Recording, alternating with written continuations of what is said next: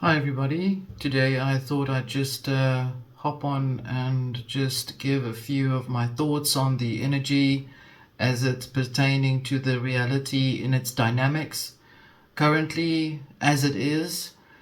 Uh, Before I go into explaining what I'm seeing or what is being perceived by those in the various realities, I do want to bring it across that there seems to be uh, an awareness that seems to be starting to take place on what is exactly going on pertaining to how people's financial views are or their experiences are in the current realm itself.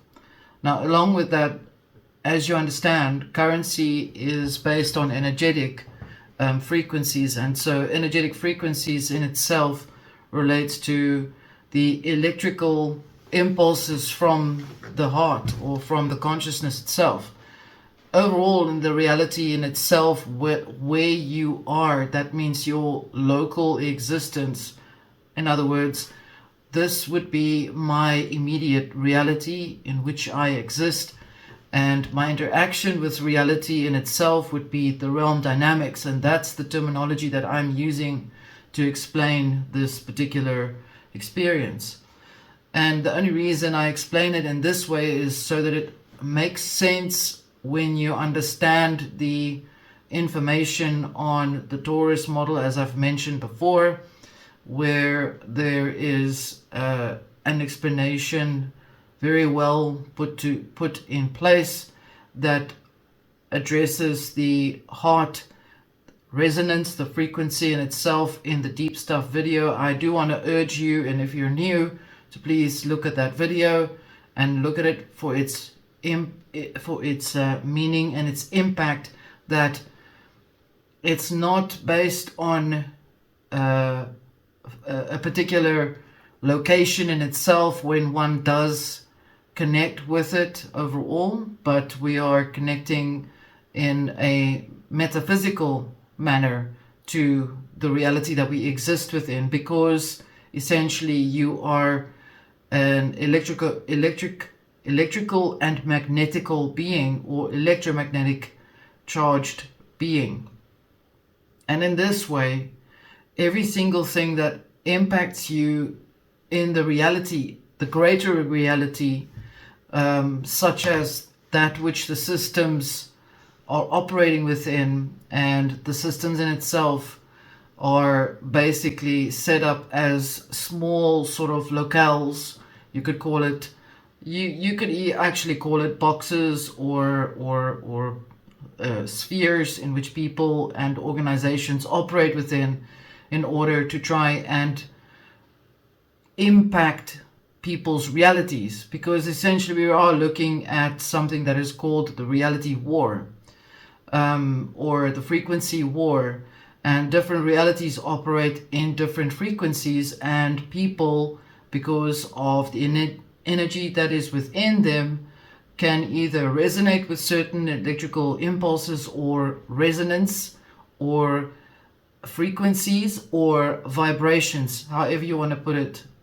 So overall, what's going on right now, there seems to be a belief system, or it's being going around, because there's obviously an overpowering of some kind in the energy in itself that's trying to impact people's realities via the currency frequency, which is money and energy. So in other words, between people and things. And in that way, we're looking at an impact on the heart, and it's essentially a sort of adjustment that needs to take place within you, so that you don't fall for single thing that seems to be playing itself out.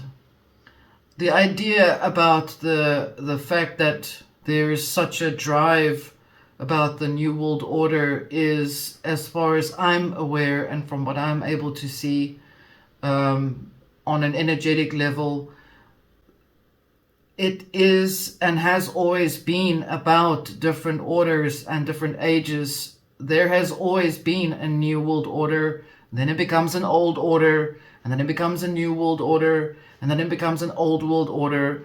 And so those orders are always there because there are always those in the systems that try to uphold those orders to play itself out. So what I'm trying to say to you is a step back, exponentially further away from the pictures so that you're able to understand internally that the reality is playing itself out by the players themselves, and the audience, which are the people that observe these playing fields, are what keeps the orders going. So overall, when I look at the frequency in itself in a bigger perspective, in an objective perspective, yes, I can say I can see the stirring of the lake is happening. Yes, I can see these things are coming out right now quite rapidly, and I can see that it's all just repeat patterns of the same thing that has been playing itself out for centuries and even aeons. Okay, so those that believe that we're going on the road to the New World Order slowly are the ones that are actually hoping that it happens, because even though they are unable to experience that right now, their hope is that if it happens, that they can come to that point where they can say, I told you so, and you should do X, Y, and Z. And that's a form of Hegelian word salading as well. That seems to be playing out a lot. I mean, you can see there's a lot of these social structures and media, excuse me, that are playing out this game. Some of them are unaware that they are actually promoting that frequency, while others are very aware of that particular process, particular aspect. So you're looking at, I can say, devil's advocate playing the role out for the people to have the people vote that person or place or organization up for their services. In this passage that we're in right now, we are seeing, you could call it, I think in Afrikaans, I want to call it a drukgang, where the sheep go through the gates before they get dipped. And this is essentially what's happening right now. So there's a corralling of frequencies. They are projecting a lot of that frequency into the system, into the realities for people to actually key into, to invest energy into, so that it promotes the idea that there is some sort of solution if you compromise in a particular way. In other words, at all times, the energies within the realities itself, and I'm saying this in multidimensional levels, in other words, your neighbors and your neighbors' neighbors are essentially multi-dimensional realities that are shoulder to shoulder, and sometimes it overlaps one another. That's an example now of what I'm explaining. If you look at it on a greater perspective in terms of the world in itself, the realm, the bigger realm in itself, then you're looking at a frequency that's being propelled to force people to go towards a center point so that they are unable to find any way out of that particular direction. In other words, they're being forced to come into a deficit of some sort of nature. Why I always talk about the egregores, I always bring it up, and I always bring up these thought forms, because thought forms are essentially something that becomes animated when it's in the right thought field. And the right thought field is where your thoughts are in a deficit, where you will look at something and you'll actually give your energy to that without perhaps even realizing it. Like, for example, I'm going to use relationships as an example. It's to relationships and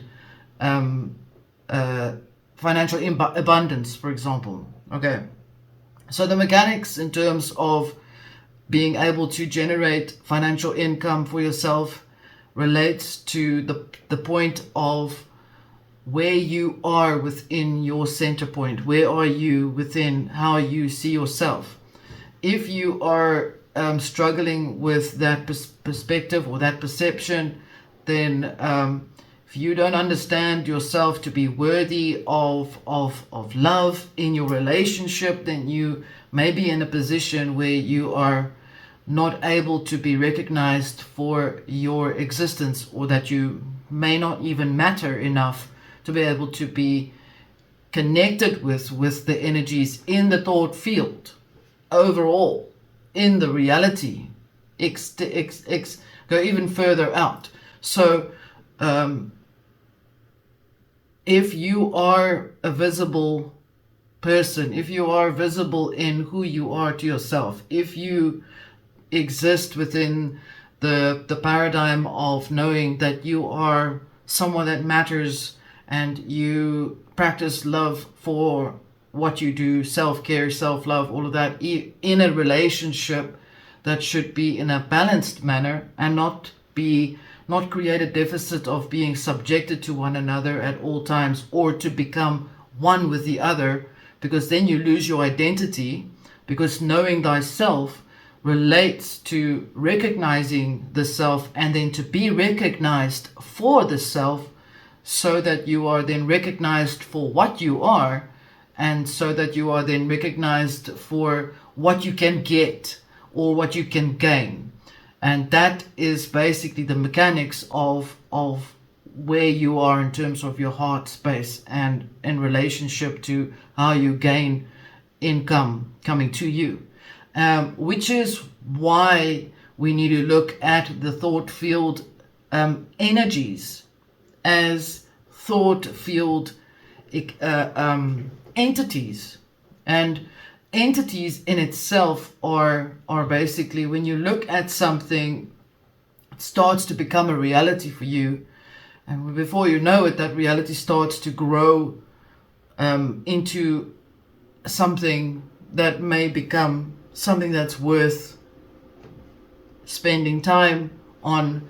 And then eventually you start to spend time on more and more of that thing. That thing then starts to become self-animated.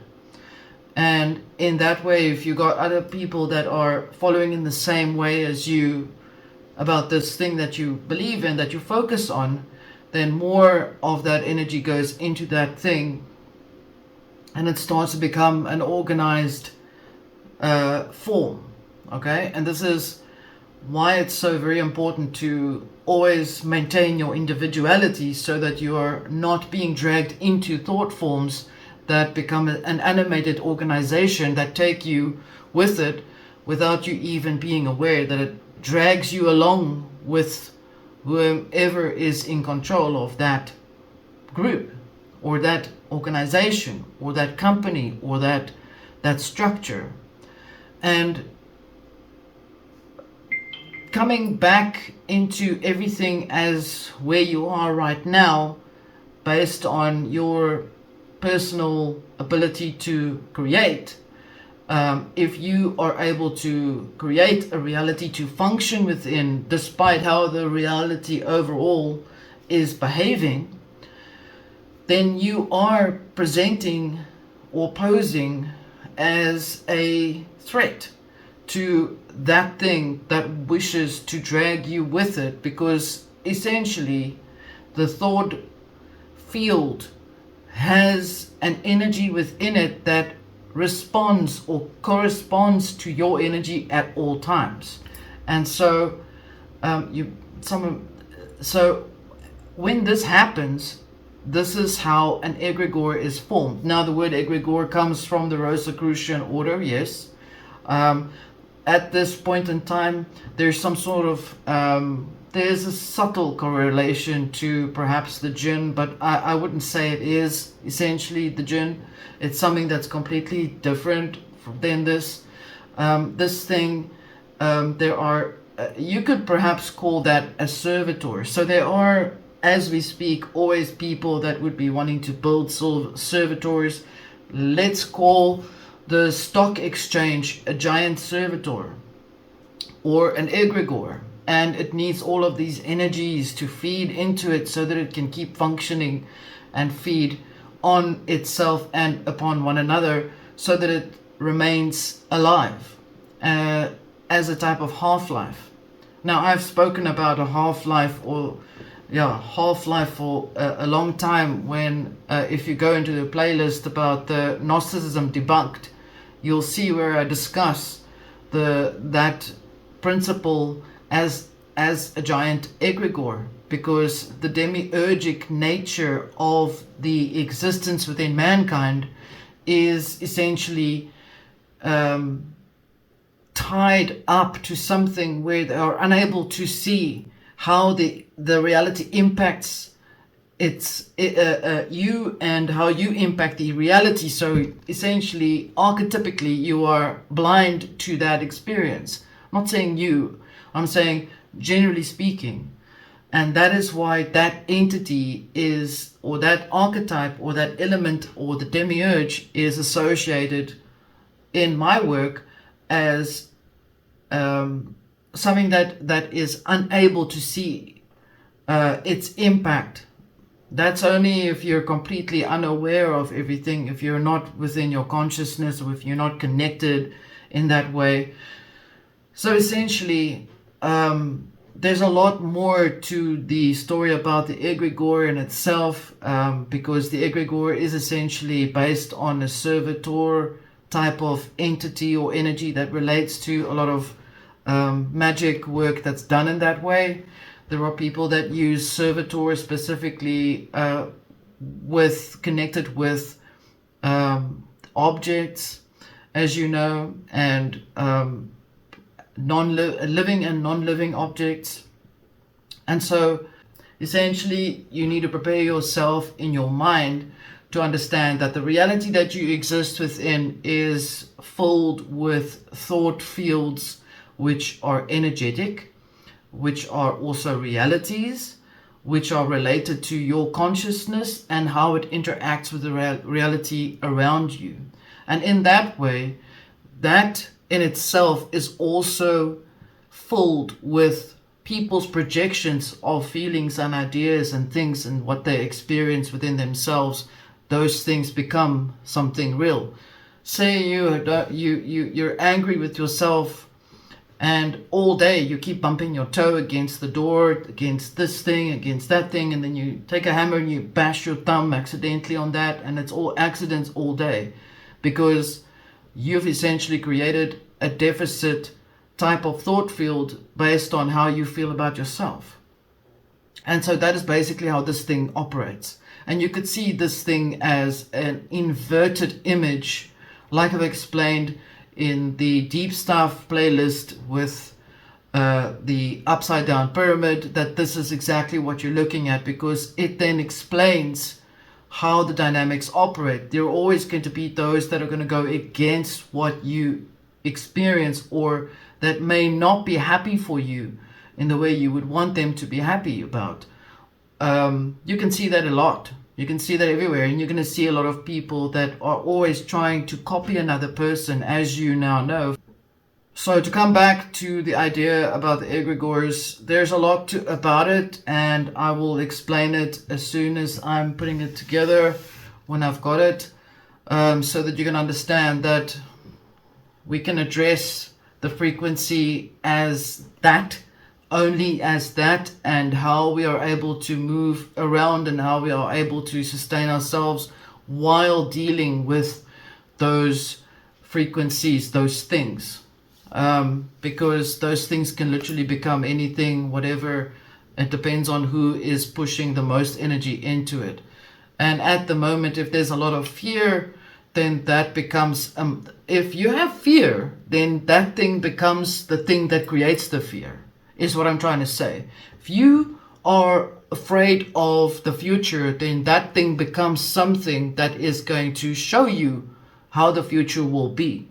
if you are a person that is feeling depressed, then there's going to be that thing that's going to be reminding you of why you should be depressed, why you should stay depressed, because you should look at it as a form of twisting the frequency that comes from you.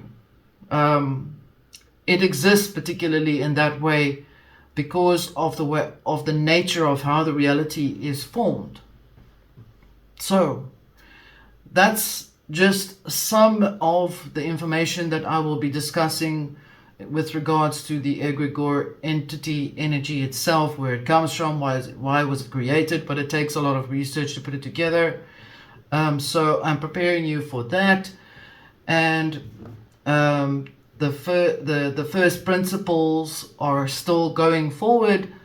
I'm just dropping the note here with what I have to say. I will be still continuing with the first principle series. That's still going forward because that's part of the back of the foundation for the course itself. So if again you find you need to look at certain things or learn new things or anything like that, the playlists are there. Please have a look. There's quite a lot of videos. There's like over 400 videos there. So it's rich with information, and I'll leave that with you until I see you again. So take care until next time.